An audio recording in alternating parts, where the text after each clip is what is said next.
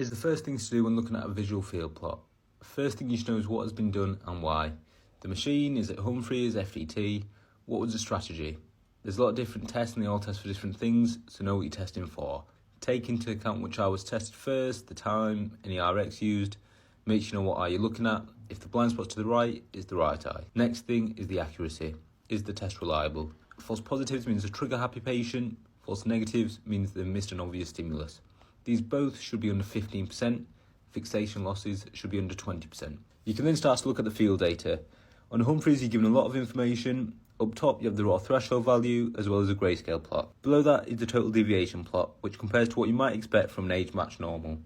The plot of dark squares next to it shows how likely it is for someone to miss that point in a healthy population. You also have the pattern deviation, which adjusts for any overall loss like a cataract and makes any focal loss easier to see. There's also a few pieces of information to the side. MD, mean deviation, is the mean of the total deviation with eccentricity taken into account. If it matches normal, it'll be 0. The further away it is from normal, the more negative the number will be. GHT, glaucoma hemifield test.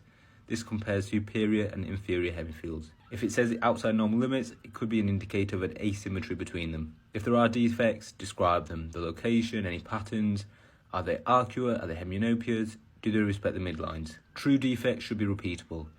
They should also be compared to previous, especially when assessing for progression. You shouldn't come to any conclusions from fields alone. They're just a piece of information which should be taken into account along with nerve head assessment, OCT, and any other appropriate tests.